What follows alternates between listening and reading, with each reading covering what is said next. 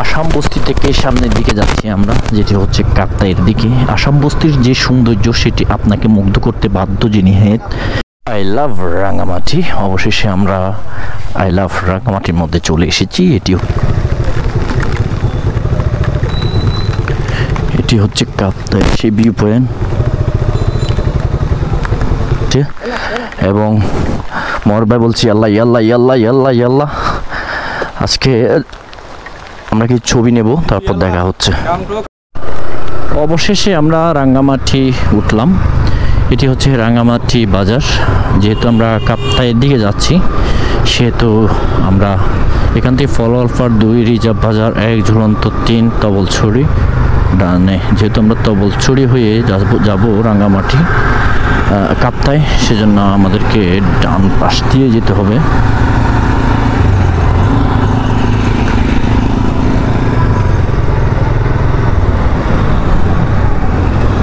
এটি হচ্ছে রাঙ্গামাটি কাপ্তাইয়ের রুট।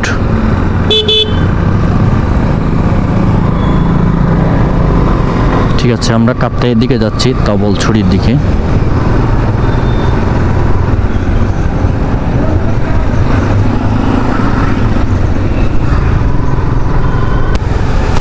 রাঙ্গামাটি কেন্দ্রীয় খবরস্থান। ওকে,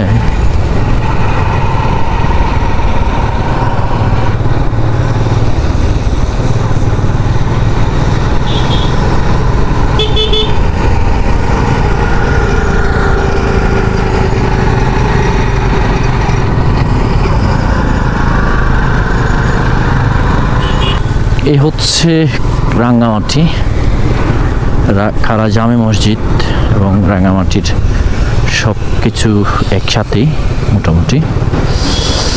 এটি হচ্ছে সেন্ট ট্রিজার স্কুল, তবলছড়ি, রাঙ্গামাটি পার্বত্য। ওকে, সামনে দেখা হচ্ছে ইনশাল্লাহ। আসাম বস্তি ব্রিজের উপর আছি। আসাম বস্তি ব্রিজ, এখানে মানুষজন খুব শান্তিতে নিরিবিলিতে সময় পাস করছে। নিজেদের সময়গুলো একান্ত নিরিবিলি মনে হচ্ছে।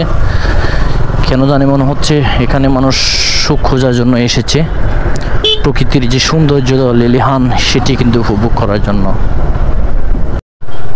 আসাম বস্তি থেকে সামনের দিকে যাচ্ছি আমরা, যেটি হচ্ছে কাপ্তাইয়ের দিকে। আসাম বস্তির যে সৌন্দর্য সেটি আপনাকে মুগ্ধ করতে বাধ্য। জিনিহেত সেটি দেখে দেখে আমরা সামনের দিকে অগ্রসর হচ্ছি কাপ্তাইয়ের পথে।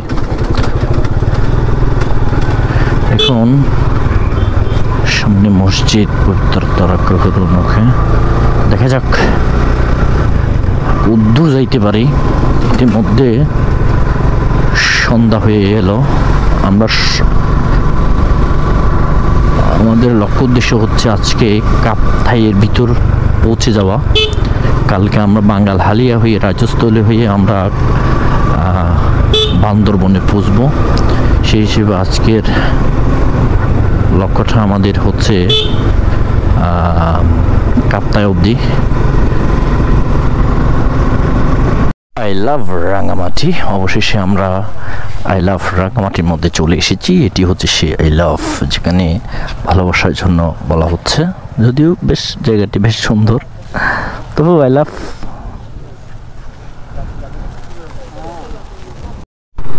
রাঙ্গামাটি, আই লাভ রাঙ্গামাটির পর এখানে বিকালের দিকে বেশ সুন্দর ওয়েদার। একদিকে পাহাড়, অন্যদিকে যে নদী, সেই নদীটা দেখে দেখে মানুষ কিন্তু বিকালের মুগ্ধতা পার করে। খুব সুন্দর নিরিবিলি, একদম মনোরম পরিবেশ।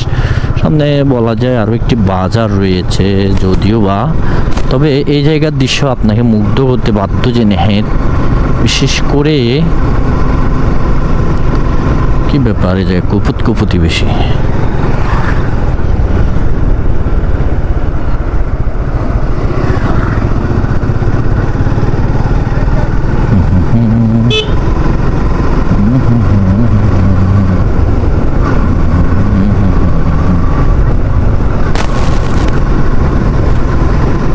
যাই হোক, বিকালের সময়টা বেশ নিরিবিলি প্রাণবন্ত এই রাঙ্গামাটিতে।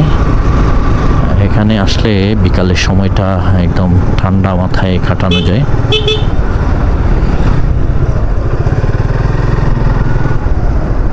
দেখার মতো একটি জায়গায় দাঁড়াবো সামনে। এখানে অনেক বাইকাররা এসেছে সুন্দর সময়টা পাস করার জন্য। সামনে একটি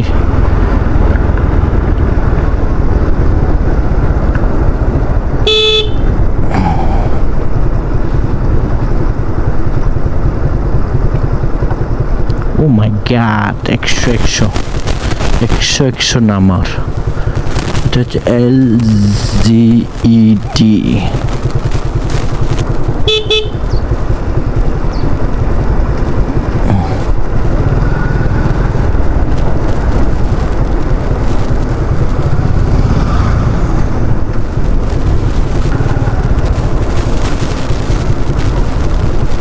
এখানে সময়টা বেশ উপভোগ্য।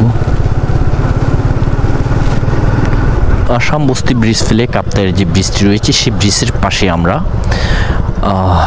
নয়নাবিরাম পরিবেশ, চতুর্পাশে খুব সুন্দর মনোরম আর সৌন্দর্যে ভরা।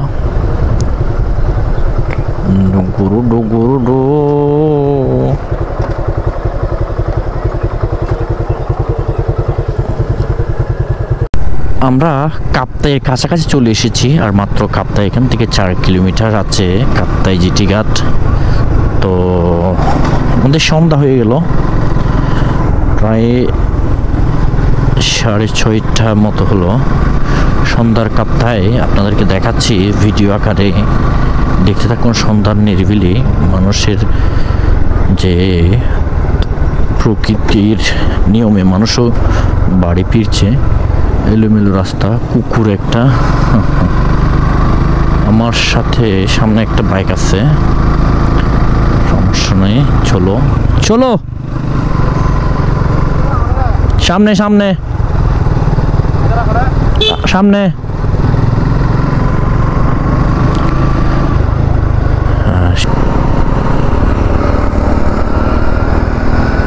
আমার পিছনে একটা বাইক আছে, সেটা তো দেখা যাচ্ছে না।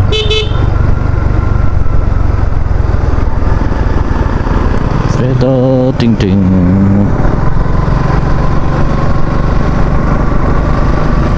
আসসালামু আলাইকুম।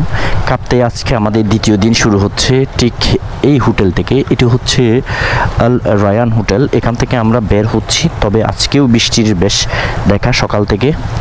তাও আমাদেরকে বের হতে হবে বৃষ্টি মুখে নিয়ে, অর্থাৎ বৃষ্টি গায়ে নিয়ে, অনেকটাই এভাবে বলতে হয়।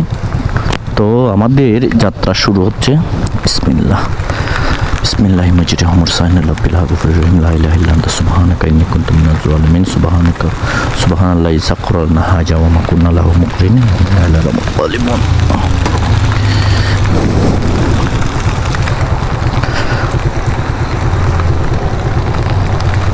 অনেকটাই বৃষ্টিতে ভিজে আমাদের রাইড শুরু হবে। আমরা কাপ্তাই রয়েছি। এখান থেকে কাপ্তাই যে ভিউ পয়েন্ট যেটি রয়েছে সেটির দূরত্ব মাত্র কিছুক্ষণ। এই যে বাঁক রয়েছে সামনে, এই বাঁকটি ফিরলে কিন্তু কাপ্তাই ভিউ পয়েন্টটি আমরা পেয়ে যাচ্ছি। তবে বৃষ্টি হচ্ছে প্রচুর এখানে। বৃষ্টির জন্য আমরা মোটামুটি প্রোটেক্ট নিয়েছি, রেইনকোট এবং গোপ্রোর, যদিও ভিজে যাবে তারপরে দেখা যাক কতটুকু যেতে পারি। আমি এমনি রেইনকোটের জন্য, গোপ্রোর জন্য কেস নিয়েছি, কিন্তু ওয়াটারপ্রুফ কেসটা এখনো লাগাইনি। দেখি সামনে লাগানো যায় কিনা। এখন লাগালে ভয়ে শোনা যাবে না, এটি হচ্ছে মেন সমস্যা। আমরা কাপ্তাই ভিউ পয়েন্টে চলে এসেছি বৃষ্টির মাঝে। বৃষ্টি হচ্ছে 100তে 100 বৃষ্টি হচ্ছে।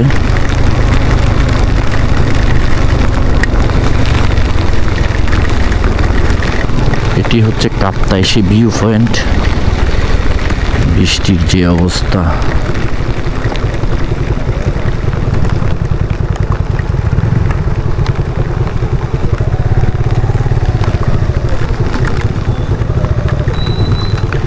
এটি হচ্ছে কাপ্তাই সেই ভিউ পয়েন্ট।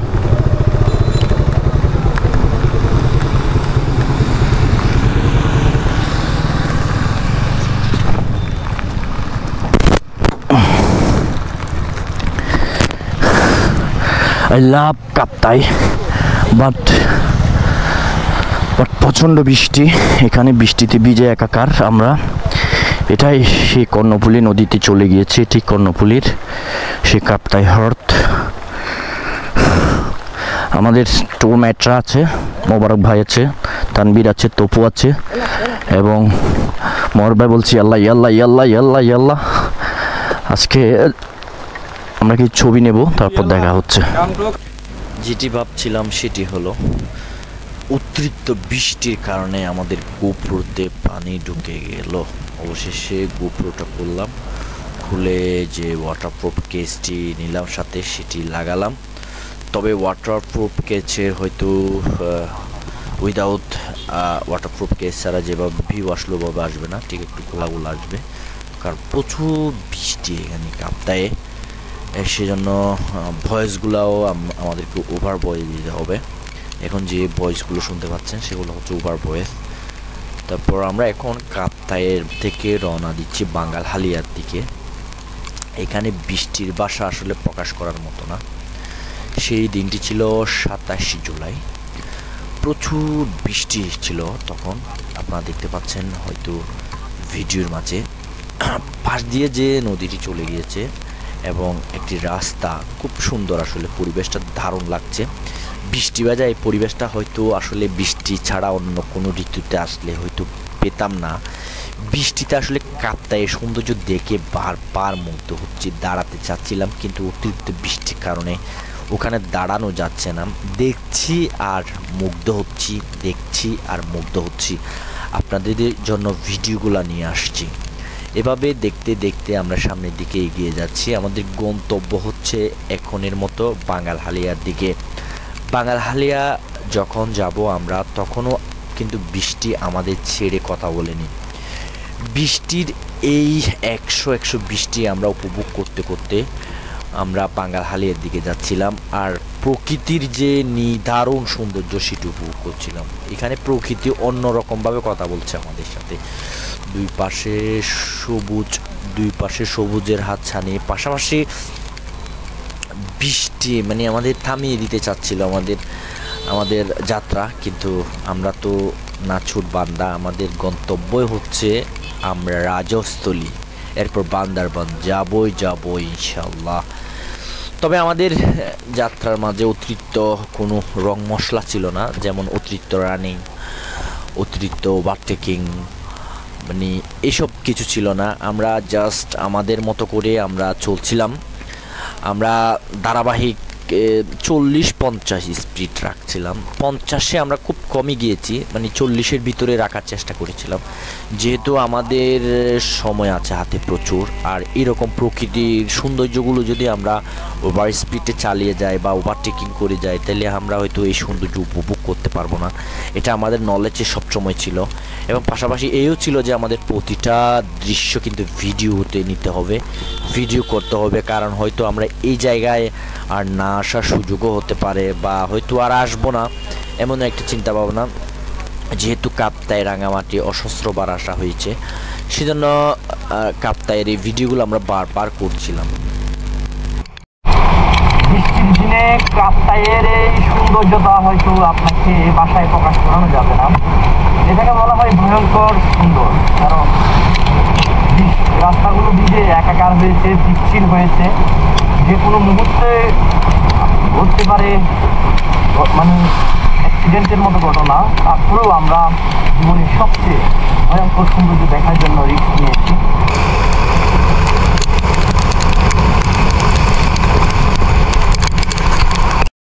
আমরা কাপ্তাই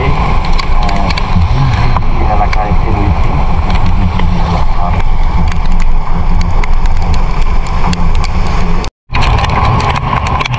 বাগান চলে এসেছি আমরা, বাগান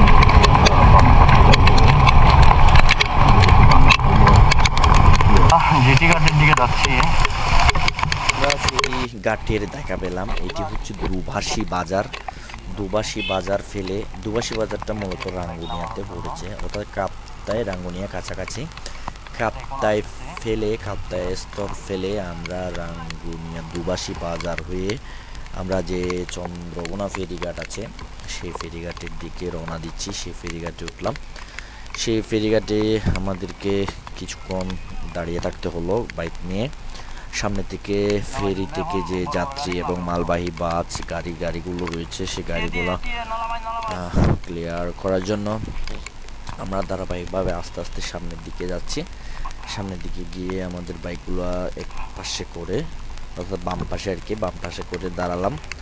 দেখলাম ওই ফেরি থেকে, যেটা চন্দ্রকোনা বান্দরবান এরিয়াটা ওদিক থেকে মানে এদিকে এসেছে আর কি। তো মাঝখানে যে নদীটি, এটি হচ্ছে কর্ণফুলী নদী। আর এখানে কোনো নেই, ব্রিজ নেই, এখানে ঘাট রয়েছে, চন্দ্রকোনা ফেরিঘাট এটি। তো চন্দ্রকোনা ফেরিঘাটে আমরা ভিজে একাকার হলাম। আমাদের যে হ্যান্ড গ্লাভস রয়েছে সেখানে অতিরিক্ত পানি ঢুকে গেল, সেগুলো খুলে আমরা একটু পানিগুলো ঝেড়ে নিলাম। আর এদিকে ফেরিঘাট থেকে যাত্রীরা আসছে, তাদের যে মালবাহী ট্রাক এবং বিভিন্ন যাত্রী তারা পারাপার হচ্ছে। তাদের পারাপারের জন্য এটি ভরসা। তো একটি বাইক এবং যাত্রী সম্ভবত 100 টাকা করে নিল। আর আমরা এখানে বেশ কিছুক্ষণ অপেক্ষা করার পর আমাদের ফেরি এখন রওনা দেবে। আমরা ফেরিতে আমাদের বাইক তোলার পর বেশিক্ষণ দাঁড়াতে হয়নি, ধরেন 2-3 মিনিট দাঁড়ানোর পর আমাদের ফেরি যে স্টার্ট করলো। আমরা এখন জিটি ঘাট থেকে বাঙ্গালহালিয়ার দিকে যাচ্ছি। এটি হচ্ছে সেই জিটি ঘাট, দেখতে পাচ্ছেন অনেকগুলো বাইক এবং কার, বাস, ট্রাক জিটি ঘাটটি ভরে গেছে। জিটি ঘাটটা স্টার্ট করছে। অবশেষে আমরা জিটি ঘাটে চলে এসেছি। এই জিটি ঘাট থেকে আমরা রওনা করবো সামনের দিকে।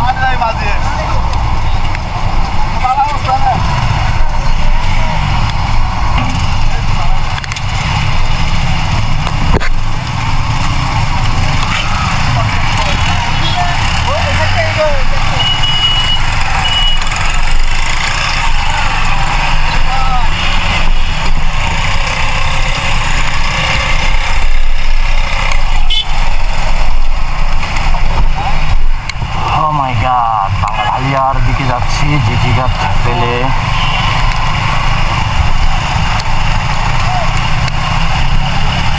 এটা হচ্ছে রায়খালী ফেরিঘাট।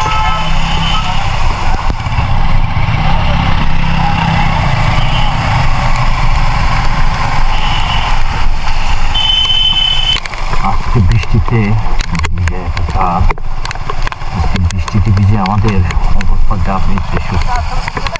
ভাষায় প্রকাশ করার মতো না।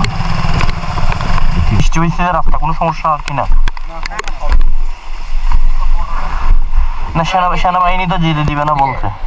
সেনাবাহিনী যেতে দিবে না বলছে।